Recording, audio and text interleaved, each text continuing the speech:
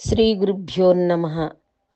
మద్గురుదేవులు చినరామచంద్రయ్యార్లు వారి పాదపద్మములకు నమస్కరించుకుంటూ, శ్రీ సత్యానంద సత్యమయ్యార్లు వారికి నమస్కరించుకొని, శ్రీమద్భాగవత కృష్ణదేశకేంద్రులు వారు రచింపబడిన శక్తిద్వయ నిరాసకంబైన శుద్ధ నిర్గుణ తత్వ కందార్థ దరువుల నుండి 7వ అధ్యాయము మాతాల లక్షణం నుండి 1వ కందార్థం క్రమసంఖ్య 106. మతముల వారలు తమ సమ్మతమైనటువంటి శాస్త్ర మర్యాదలచే మితమేరు పరచుకొని బహుగతులను కలహింతురట్టి గతి నీకేమిటికి చపలత చెందే స్థితి నీకేమిటికి ప్రతిలేని ఈ బట్ట బయలుండ జూసి సంతతములే నెరుక లేదని నమ్ముమిక వారి గతి నీకేమిటికి చపలత చెందే స్థితి నీకేమిటికి. శ్రీ గురుభ్యో నమః. ఆత్మానాత్మరకితం అచల పూర్ణోపదేశికం శ్రీ నిశ్చలానంద నారాయణ గురోర్శిష్యం శ్రీశైలవంశాంబుధిరేవ జాతం శ్రీ పరమానంద శంకరేంద్రం గురుం భజామి. మద్గురుదేవులు శ్రీ శ్రీ పరమానంద శంకర నారాయణ స్వామి వారి పాదపద్మములకు నమస్కరించుకుంటూ, శ్రీమద్భాగవత కృష్ణదేశికేంద్ర ప్రభువులచే విరచితంబైన శక్తిద్వయ నిరాసకంబైన శుద్ధ నిర్గుణ తత్వ కందార్థ దరువులు. ఈరోజు మనము 7వ అధ్యాయము మతాల లక్షణము. మతాల లక్షణము నుండి 1వ కందార్థాన్ని విచారించుకుంటున్నాము. అంటే క్రమసంఖ్య 106. క్రిందటి కందార్థములో ఆ భూమి మీద కనపడుతున్న వృక్షములన్నీ ఒకానొక నాడు ఆ పెను తుఫాను గాలికి పడిపోయి, ఆ పడిన వృక్షములతో కూడా విత్తనములు ఆ నీటిలో పడి ఆ కుల్లి అందున్న అంకురము నశించిపోతున్నది. మరి అట్లు చెట్లను గాని విత్తనములను గాని పడే తిప్పలు ఆ భూమికి ఎట్లు తెలియబడక ఉన్నదో, అలాగుననే ఎరుకను గాని ఎరుకతో ఏర్పడిన దేకాదులను గాని ఆ పుట్టుచూ చచ్చుచూ ఉన్నప్పటికీ ఆ సంగతే అచల పరిపూర్ణమునకు తెలియపడదు అంటూ మనము ఈ తిప్పలన్నీ పడేదంతా కూడా ఎరుక దేకములే గాని పరిపూర్ణమునకు ఏ తిప్పలు లేక ఉన్నది అంటూ మనము క్రిందటి కందార్థములో విచారించుకున్నాము. ఇక తదుపరి కందార్థము మతాల లక్షణములో 1వ కందార్థము క్రమసంఖ్య 106 మత నిరసన. మతముల వారలు తమ సమ్మతమైనటువంటి శాస్త్ర మర్యాదలచే మితమేరు పరుచుకొని బహుగతులను కలకింతురట్టి గతి నీకేమిటికి చపలత జందే స్థితి నీకేమిటికి ప్రతిలేని ఈ బట్ట బయలుండా చూచి సంతతములే నెరుక లేదని నమ్ముమిక వారి గతి నీకేమిటికి చపలత జందే స్థితి నీకేమిటికి. నాయనా శిష్య, అయ్యా, ఇక్కడ మతము అనగా మతి లేక బుద్ధి చేత నిర్ణయింపబడినది. అంటే అనుభూతం గావించుకున్న హంసము. తమ సమ్మతమైనటువంటి శాస్త్ర మర్యాదలచే తాము ప్రతిపాదించిన సిద్ధాంతమునకు అనువుగా అంటే అనుకూలంగా వారికి అనుకూలంగా ఆచార విచారములు శాస్త్ర ప్రమాణములు ఏర్పరచుకొని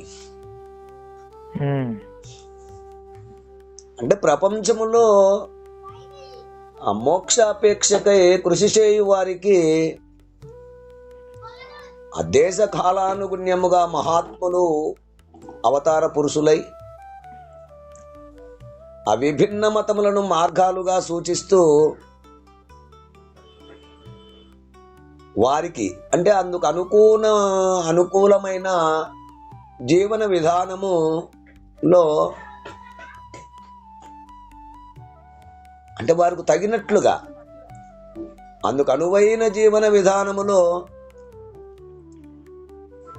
అప్పెక్కువ ఆచార విచారాలు ప్రతిపాదించి ఉన్నారు. అట్టి వారిలో అద్వైతము, అద్వైతము, విశిష్టాద్వైతము, సౌరము, శాక్తేయము, ఘానపత్యము ఇలా మొదలైనవి ఈ షణ్మతములుగా శాస్త్ర ప్రమాణములు ఏర్పరచుకొని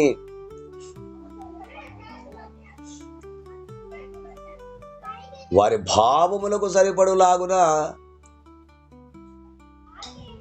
అర్థము భాష్యములు చెప్పుకొనుచు మితం ఏర్పరచుకొని, మితము అనగా ఒక పరిధి అంటే ఒక ఆవరణము, ఆ కాలమానముతో సాంప్రదాయముగా నిర్ణయించుకొని మితములోనే ఉంటూ ఒక హద్దు, మితము అనగా హద్దు ఆవరణము ఇట్లు ఏర్పరచుకొని బహుగతులను కలిగింతురు. మళ్ళీ తిరిగి వారికి వారి అనేక విధములుగా వాద ప్రతివాదములతో తగువలాడుకొనుచుందురు.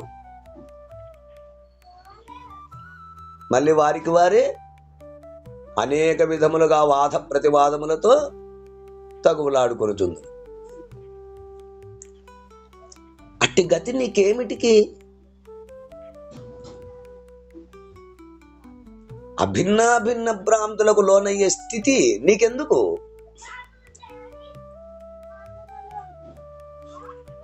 ఆ విధానములు మనకు వద్దు. చపలత చెందే స్థితి నీకేమిటికి? అంటే బుద్ధి చేత నిర్ణయింపబడిన మత కలహములకు దారి తీసినవిగా. చపలత చెందే స్థితి అనగా ఆ బుద్ధి చేత నిర్ణయింపబడిన మత కలహములకు దారి తీసినవిగా. ఆ విధానం మనకు వద్దు, అవసరం లేదు. ప్రతిలేని ఈ బట్ట బయలుండ చూచి అంటే ఎరుకలేని ఈ పరిపూర్ణ పరబ్రహ్మమును శాశ్వతమైనదని ఆ గురు వాక్యము చేత తెలుసుకొని అది మాత్రమే ఉన్నదని చూచి సతతము ఎల్లవేళలా లేనెరుక లేదని నమ్ము.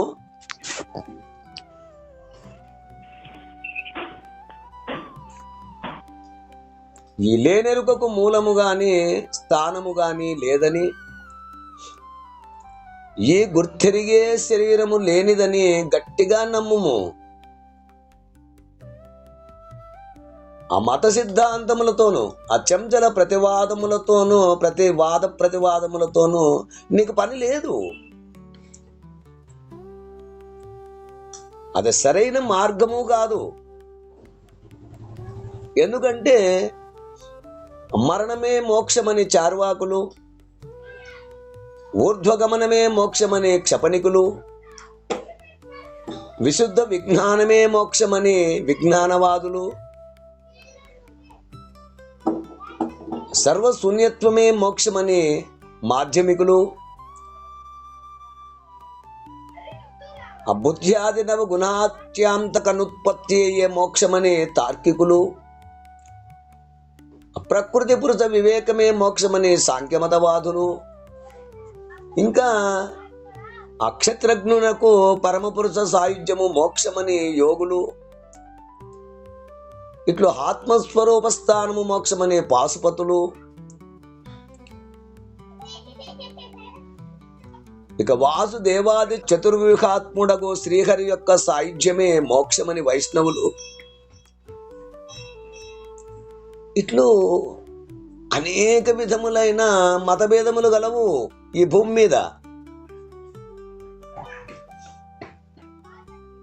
వీరందరూ శాస్త్రము శృతులకు తమ బుద్ధి పరిమితములో భాష్యములు చెప్పి ఆ సిద్ధాంత భిన్నత్వముతో వాదులాడుకొనుచుందురు.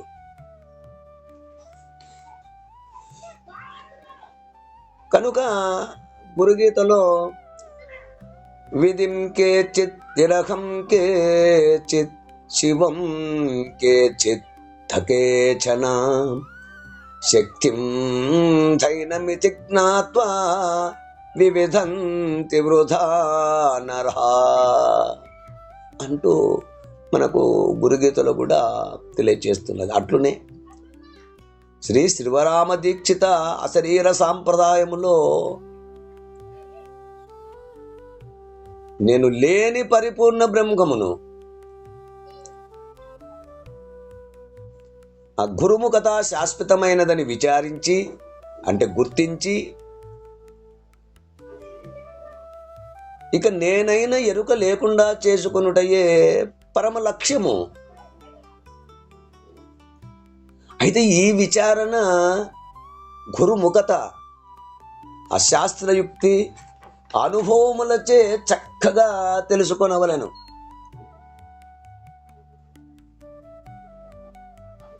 అట్లు కానిచో పొరపాటుపడి శూన్యవాదులై బౌద్ధ మతము యొక్క మాధ్యమిక శాఖల వలె భ్రష్టులై ఎందుకు తరము కాకుండా ఇక పరముల రెంటికి చెడుదురు అనుట సందేహమే లేదు.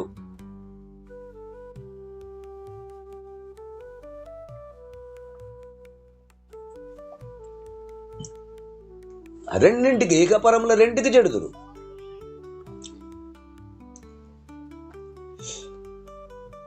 కనుకనే అజ్ఞానం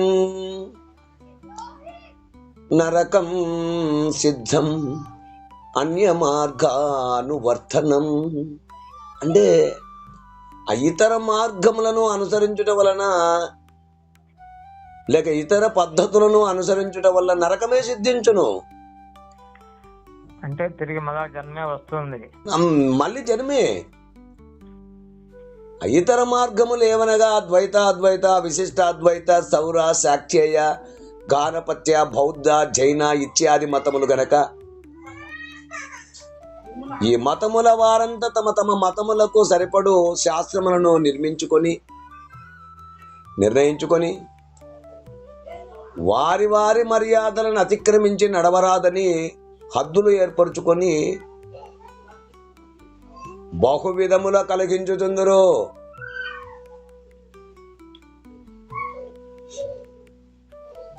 నీవు వారి వలె కలిగించబోకుమని ఆ శిశుని హెచ్చరించి ఉన్నారు.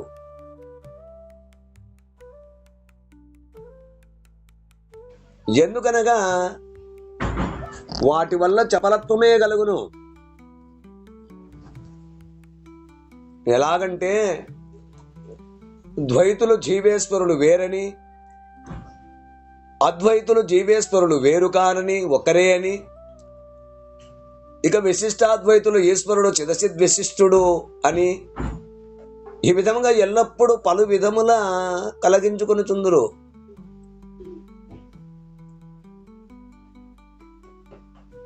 అట్టి మిథ్యావాదముల వలన భ్రాంతి విస్తారమగునే గాని భ్రాంతి రహితం కాదు.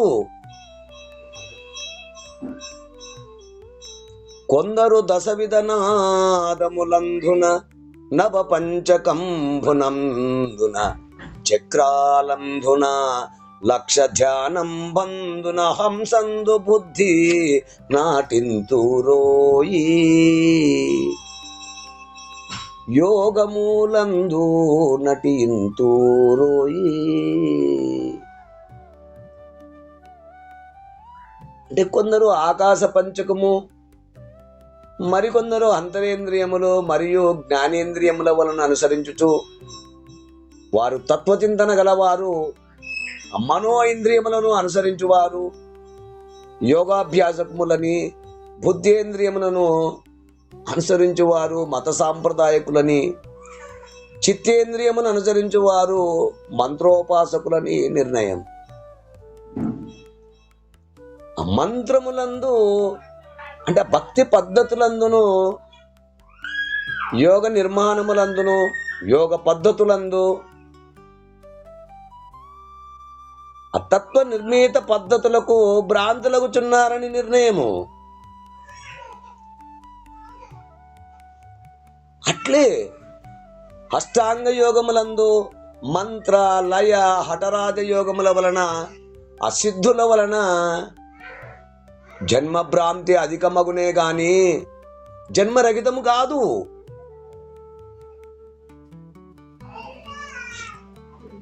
మరికొందరు కన్నుల ప్రక్కన వ్రేళ్లు పెట్టి ఆ భ్రూమధ్యమందు దృష్టిని నిలిపి ఆ పున్నము వెన్నెలలో బయలును చూడుమందురు, అధియును కూడా ఎరుక చేష్టలే.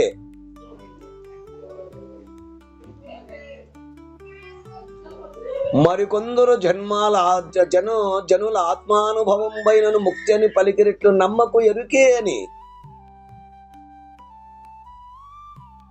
ఇంకా తనను తాగనిన మోక్షమ్మని పలికిరి గాని జనులు అదు నమ్మకమి అని మరీ మరీ హెచ్చరించి ఉన్నారు.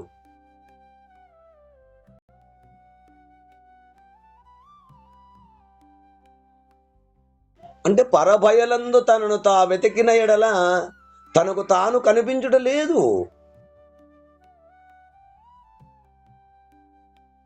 దానితో పాటు ప్రపంచము కూడా ఆగుపడుట లేదు.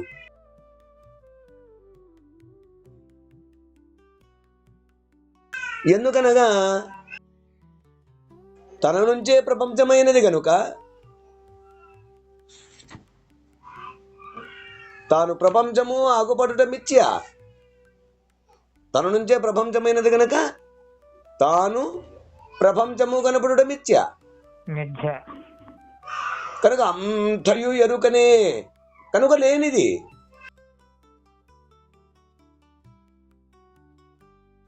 ఎరుక వలన జనన మరణములను అజ్ఞానము కలుగును. అజ్ఞానమే నరకము. అజ్ఞానము వలన నరకమే ప్రాప్తించును గనుక ఈ లేనెరుక పరిపూర్ణ పరభాక్ష్యమందు లేదని, నిలిచేటందుకు స్థానము లేదని గురుముఖత తెలుసుకొని కర్తృత్వరహిత కర్మాచరణ పద్ధతిగా నడుచుకొనిన జన్మరాహిత్యము సిద్ధించును. ఇది మోక్షమని తెలియదగును. కానీ ఇతర మతముల వల్ల భ్రాంతి విస్తారమై నరకయాతనకు గురి కావలసి వస్తుందని హెచ్చరించి ఉన్నారు. కనుకనే 6 మతములందు అధికమైన మతము లింగ మతము కన్న లేదు జగతి, లింగధారి కన్న దొంగలు లేరయా, విశ్వదాభిరామ వినురవేమా అంటూ సెలవిచ్చారు. అన్ని మతముల యొక్క సారం ఒకటే. ఈశ్వర జపమునకు మించినది ఈ ప్రపంచములో మరేదియూ లేదు. అంటే ఈశ్వరుని చూచిన వారు ఎవరైనా ఉన్నారా అంటూ మనకు ఈ కన్నార్థ భావాన్ని అందిస్తున్నారు. ఈ కన్నార్థ భావాన్ని మీరు కూడా అందుకుంటారని కోరుకుంటూ జై గురుదేవ. జై గురుదేవ. జై గురుదేవ. జై గురుదేవ.